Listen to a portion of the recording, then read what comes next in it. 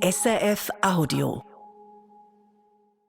Ist es so, wie es klingt? Great damage has been done to our country. The People's Republic of China carried out what is believed to be the largest compromise of election data in history. Das US-Wahlsystem werde massiv manipuliert. Der Schuldige sei China, sagte Trump in seiner Rede an die Nation. Wieso macht er das? Ich glaube, es ist auch eine Vorbereitung auf diese Situation des Verlustes von Stimmen im Herbst. Will der US-Präsident mit seiner Rede an die Nation also die Midterms bereits im Voraus diskreditieren? Was bedeutet das für die amerikanische Demokratie und was, wenn er nun tatsächlich verlieren sollte? Das ist News Plus. Mein Name ist Salvador Atassoy. Politisch war diese Rede schon bevor sie begonnen hatte, denn einige der größten Fernsehsender des Landes weigerten sich, die Rede an die Nation in der Nacht auf Freitag im Fernsehen zu zeigen. Das sei ein seltener Move gewesen, so Trump von NBC und ABC. In a rare move, NBC and ABC Fake News have both said that they would not cover this speech. They knew what it was about. Kleine Anmerkung, die Sender streamten die Rede zwar, aber eben nur online. Trump forderte darum einmal mehr den Lizenzentzug der Sender durch die FCC, die zuständige Bundesbehörde. Sie hätten die Rede nicht gezeigt, weil sie wussten, was da kommen werde. Und tatsächlich, da kam einiges. Diese Rede an die Nation ist eigentlich etwas Besonderes. Joe Biden hielt sie kurz vor dem Ende seiner Präsidentschaft und warnte vor einem Abbau der Demokratie. Oder damals im Wahlkampf nach dem Attentat auf Trump. Unter Trump häufen sich diese Reden jüngst etwas. Das war bereits die zweite in diesem Jahr. Im April ging es um den Iran-Krieg. Und jetzt? Also ich war zunächst mal verdutzt, dass er diese Wahlmanipulationsthese wieder aufgegriffen hat, die ja nicht belegt ist, die Behauptung, mitten in einer Situation, in der sich die USA im Krieg mit Iran befinden. Das ist Christiane Lemke, Professorin für internationale Politik mit Schwerpunkt USA an der Leibniz-Universität in Hannover. Sie wird uns in dieser Folge begleiten und mit uns diese Rede analysieren.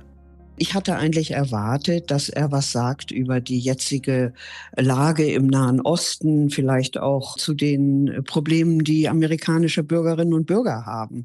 In dieser Situation jetzt wieder den Blick zu richten auf die Behauptung der Wahlmanipulation, hat mich zunächst mal überrascht, aber dann auch nicht, weil die Zwischenwahlen kommen in 3 Monaten im November diesen Jahres. Und die Umfragen und die Experteneinschätzungen sind so, dass die Republikaner Stimmen verlieren werden, wahrscheinlich auch das Abgeordnetenhaus. Und ich glaube, es ist auch eine Vorbereitung auf diese Situation des Verlustes von Stimmen im Herbst. Trumps 25 Minuten lange Rede startete mit Altbekannten. Mörder aus dem Ausland, Transgeschlechtliche im Sport, ein Amerika, das unter Joe Biden tot gewesen sei, unter ihm selbst aber großartig. And the whole world was laughing at us as a nation, but not anymore. Dann jedoch kam etwas Neues. Tonight, I'm announcing the immediate declassification and release of critical intelligence, revealing shocking vulnerabilities in our election infrastructure. Neue Dokumente werde er präsentieren, Dokumente, welche die Schwächen zeigen, die das amerikanische Wahlsystem habe. They show that over a period of years, starting during the 2020 election cycle, the People's Republic of China carried out what is believed to be the largest compromise of election data in history.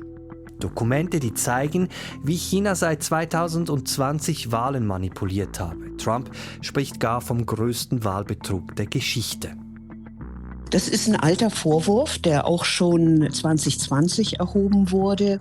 Damals hat ja Joe Biden die Wahl gewonnen, Trump hat verloren. Und daran anknüpfend waren immer wieder verschiedene Vorwürfe im Raum, dass die Wahlen gestohlen seien, manipuliert seien. Und in dem Kontext war auch ein Vorwurf an China oder ausländische Mächte gerichtet worden. Das ist umfänglich untersucht worden und es gibt vom Januar 2021 2020 eine Einschätzung der Geheimdienste in den USA, die sagt, es gab keine ausländische Manipulation, also kein Staat im Ausland, sei es jetzt China, Russland, sonst wer, hat diese Wahlergebnisse systematisch verändert. Also es gibt dafür keinen Beleg. Zugleich wissen wir, dass China im großen Umfang Daten sammelt über die USA, vor allen Dingen auch im Bereich der Industriespionage, aber auch der Ermittlung von Daten über einzelne Persönlichkeiten. Also dass China Daten sammelt, ist schon richtig. Aber dass China die Wahl beeinflusst und systematisch manipuliert hat, ist falsch. Trump ging aber noch weiter. The third set of documents we are releasing proves that for many years Americans were blatantly lied to about the security of our election infrastructure. Sprach von Manipulation von Wahlmaschinen, von einem anfälligen US-Wahlsystem, They're vulnerable and they're easily compromised and von gefälschten Stimmen aus China für Joe Biden. Also Kritik an den Wahlmaschinen, die gibt es eigentlich seit der 2000er Wahl. Also das ist eine ganz alte Problematik. Dazu muss man wissen, dass die Wahlgesetze je nach Bundesland variieren. Also auch wie die Stimmenauszählung gestaltet wird, ob es Zettel gibt oder ob elektronisch gewählt wird. Und früher hat es Wahlmaschinen gegeben, die auch mit so einem Lochprinzip arbeiteten und vereinzelte Fälle, in denen also die Lochung nicht richtig funktioniert hat, das hat man inzwischen eigentlich korrigiert. Und was die Wahlmaschinen angeht, glaube ich, da ist kein Problem oder sagen wir kein flächendeckendes Problem. Dass es Pannen gibt, das kann man nie ausschließen, auch nicht bei uns in Europa. Aber Pannen sind noch was anderes als der Vorwurf von systematischer Manipulation. Der andere Vorwurf, der immer erhoben wird, ist, dass die Wählerlisten nicht korrekt sind, dass Menschen in Wählerlisten stehen, die gar nicht wahlberechtigt sind. Und da gibt es in der Tat einige Probleme, zum Beispiel wenn Menschen umziehen in ein anderes Bundesland in den USA oder versterben und sie stehen immer noch in den Wählerlisten. Aber diese Leute gehen dann ja nicht wählen vor Ort.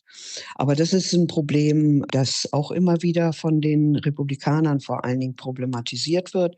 Briefwahlen ist das andere große Thema. Trump wollte ja Briefwahlen ganz verbieten, weil er meinte, da ist ein Einfallstor für Wahlfälschung. Das lässt sich nicht durchhalten. Das ist auch von den Gerichten wieder zurückgewiesen worden. Natürlich müssen Menschen, Amerikaner, die im Ausland leben, auch das Recht haben zu wählen und dann eben per Briefwahl. Also es gibt verschiedene Probleme bei einem relativ komplexen Wahlsystem. Also wie gesagt, Variationen nach Bundesländern und Verfahren. Und da kann man immer wieder einhaken und sagen, das ist nicht richtig und jenes ist nicht richtig. Aber wie gesagt, systematische Wahlmanipulation mehrfach untersucht, gerade bei den Wahlen 2020. Es gab aber keine Belege für umfangreiche Wahlfälschung. Sagt Christiane Lemke, die auch viel in den USA unterwegs ist, unter anderem als Gastprofessorin an der University of North Carolina at Chapel Hill. Trump behauptete einiges in diesen für seine Verhältnisse kurzen 25 Minuten, unter anderem auch, dass einzelne US-Journalistinnen und Geschäftsleute von China gekauft worden seien, um kritisch über ihn zu berichten. Aber auch dafür liefert er keine Belege. Die Dokumente, die Trump zu Beginn erwähnte, seien größtenteils bereits bekannt gewesen, schreibt etwa die New York Times. Mehr noch, es sei doch verwunderlich, dass Trump sich so Sorgen mache um die Sicherheit des amerikanischen Wahlsystems, wo doch ausgerechnet er in seiner zweiten Amtszeit massiv Stellen in kritischen Bereichen abgebaut habe. Die New York Times beschäftigte sich in ihrer Replik unter anderem mit der Cyber Security and Infrastructure Security Agency, der wichtigsten Partnerin auf föderaler Ebene der Bundesstaaten, wenn es um Wahlsicherheit geht. Gegründet in Trumps erster Amtszeit und in seiner zweiten Amtszeit eben um 1/3 gekürzt. Was mir an dieser Rede auffällt, ist der Wechsel des Schuldigen. Von Russland zu China. Bisher hieß es ja von US-Geheimdienstzeiten immer, Russland habe sich in den US-Wahlkampf eingemischt. Nun also ist es nicht mehr unbedingt Russland, sondern vor allem China. Ja, das ist ja ohnehin eine Kritik an der Trump-Administration und vor allen Dingen auch an Donald Trump persönlich, dass er gegenüber Russland, ich sag mal so, Kreide gefressen hat, also relativ sanft ist und auch in der Verteidigungs- und Sicherheitsstrategie der USA wurde Russland jetzt in der neuen Sicherheitsstrategie nicht explizit als Aggressor oder Feind genannt, während da doch etliche Belege vorliegen über eine Einflussnahme Russlands. Das geht auch weit zurück. Also Barack Obama hat russische Diplomaten aus den USA ausgewiesen, weil sie nachweislich auch versucht haben, Einfluss zu nehmen. Was China betrifft, liegen die Probleme aus meiner Sicht eher im wirtschaftlichen Bereich, also Stichwort Industriespionage. Aber es ist auch ein Land, das in den USA, ich sag mal so, nicht so bekannt ist und sich eben als Feindbild eignet in diesem Zusammenhang. China hat in der Nacht übrigens auch umgehend reagiert und die Vorwürfe von sich gewiesen, man habe sich nie in US-Wahlen eingemischt und werde das auch nie tun. Wenn ich die Rede auf einer Metaebene zusammenfassen müsste, in 3 Sätzen, dann würde ich sagen, misstraut den Wahlen, misstraut den Medien, misstraut dem Staat. Ja, das ist, glaube ich, der Hauptpunkt, dass er versucht, auch das Vertrauen in freie und geheime Wahlen zu untergraben. Also immer wieder Zweifel zu sehen, immer wieder. Das hat ja also auch eine lange Tradition, das ist ein Muster. Und ich denke, das betrifft jetzt nicht nur die Wahlen, das betrifft natürlich auch Berichte von staatlichen Stellen. Also etwa der Bericht von 2021, dass es keine systematische Wahlfälschung gegeben habe, keine Einmischung ausländischer Staaten. Das bedeutet auch, ich kann noch einen Schritt weitergehen, also sagen, Trump hat eigentlich damit den Grundstein gelegt, die Kongresswahlen im November zu diskreditieren. Ja, der Grundstein ist gelegt, die Kongresswahlen zu diskreditieren. Es wird ja gewählt, das gesamte Abgeordnetenhaus, 1/3 des Senats. Und die Einschätzungen im Moment gehen dahin, dass die Demokraten das Abgeordnetenhaus zurückgewinnen würden im November. Das würde für Trump natürlich bedeuten, er muss gegen ein demokratisch regiertes Haus dann regieren. Und im Senat ist die Sache noch sehr offen. Auch hier kann es sein, dass es Machtverschiebungen gibt. Und das ist das eine Problem, dass Trump diesem Prozess entgegenwirken will. Das andere Problem dabei ist, dass Trump ganz generell hinterher eine Begründung möglicherweise sucht, um zu erklären, warum die Republikaner schlecht abgeschnitten haben, was ja durchaus angesichts der innenpolitischen Probleme passieren kann. Dann braucht man irgendein Erklärungsmuster, dann ist es eben die ausländische Einmischung, die Wahlmanipulation. Was Christiane Lemke da sagt, bringt aus meiner Sicht aber eben auch Probleme mit sich, denn Trump delegitimiert sich damit ja auch selbst. Er ist ja der Präsident. Man darf dabei nicht vergessen, dass ein Großteil seiner Anhänger ihm da blind folgen. Und was ich sehr bedenklich finde, ist, wir wissen, dass im Abgeordnetenhaus derzeit, da haben die Republikaner ja die Mehrheit, etwa 1/3 der Abgeordneten diese Behauptung über die gestohlene Wahl teilt. Also Trump da durchaus folgt, dass die Wahl 2020 gefälscht gewesen sei.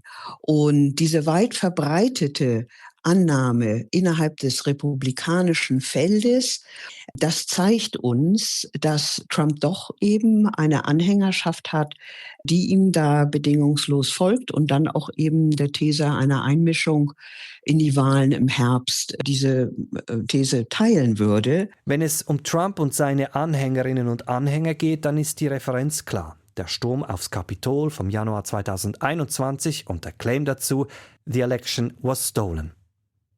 Auch wenn es verschiedene Meinungen zum Thema Trump gibt, was man Stand heute sagen kann, ist, die Demokratie in den USA wird durch solche Reden wie die von vergangener Nacht sicher nicht gestärkt. Ja, es gibt ja immer wieder die Auffassung, die wir hören, wenn Trump weg ist, dann wird alles besser. Dann kann man wieder die demokratischen Verfahrensweisen stärken, wiederherstellen. Also ich bin da sehr skeptisch, ob das wirklich der Fall sein wird, weil sich inzwischen innerhalb der Republikanischen Partei, sich die Verhältnisse, die politischen Auffassungen grundlegend gewandelt haben. Es ist eben nicht mehr die Partei der Republikaner von vor 10 Jahren. Trump hat es geschafft, diese Partei voll umzubauen in seinem Sinne. Und das wirft kein gutes Licht auf, wer immer ihm nachfolgt, ob das Marco Rubio oder J.D. Vance oder vielleicht noch ein anderer Kandidat aus dem republikanischen Feld ist. Ich glaube, dass dieser Umbau der Republikanischen Partei da ganz grundsätzliche Zweifel entstehen lässt. Aber auch für das gesamte System der USA ist diese Erosion der Unterstützung der breiteren Bevölkerung für die demokratischen Institutionen, gerade für den Kongress, aber auch für die Medien, für die Zukunft eine schwere Hypothek und eine große Belastung für, ich sag mal, so eine Rückkehr zu wirklich demokratischen Verfahren. Fassen wir also zusammen. Trump führt Krieg gegen Iran. Das beschäftigt die Welt, vor allem die Weltwirtschaft. Die Amerikanerinnen und Amerikaner wiederum plagen vor allem die hohen Kosten im Gesundheitssystem und die gestiegenen Preise bei Lebensmitteln und Benzin. Davon aber hat Trump in seiner Rede an die Nation kaum gesprochen. Stattdessen ging es um mögliche Manipulation des Wahlsystems, um Betrug, Misstrauen gegen den Staat und China als Hauptschuldigen. Oder, wenn ich es als Hypothese formuliere, das war eine Rede, die zwischen den Zeilen erklärt, warum Trump sich nicht groß dafür interessiert, ob er die Midterms im November verliert und damit verbunden auch die Mehrheit im Kongress. Er wird so oder so weitermachen wie bisher. Ja. Ich meine, der Kongress kann ihm Schwierigkeiten machen. Der Kongress hat ja auch zum Beispiel gegen den Iran-Krieg gestimmt, aber das ist völlig verpufft und wirkungslos gewesen. Also der Kongress kann durchaus auch eigenen Willen zeigen. Ich finde es allerdings problematisch, dass er das bislang nur sehr unzulänglich getan hat als Gegengewicht zum Präsidenten. Das System der Checks and Balances ist aus dem Gleichgewicht. Und der Präsident hat sich Macht angemaßt und dem Kongress sozusagen weggenommen. Das wird sich so schnell nicht wieder richten lassen. Sollten die Demokraten gewinnen, wäre das in erster Linie eine Ermutigung für demokratische Kandidaten für die nächste Präsidentschaftswahl in 2 Jahren. Das wäre die Hoffnung. Aber dass man Trump einhegen und eindämmen kann, ich glaube, da muss man eher skeptisch sein. Sagt Christiane Lemke. Das war's von News Plus, das Thema des Tages in 15 Minuten. Wenn euch die Folge gefallen hat, empfehlt uns weiter. Feedback gerne auch per WhatsApp 076 320 1037. Mitarbeit Katrin Hiss und Claudia Pfister, verantwortlich Martina Koch. Mein Name Salvador Atassoy.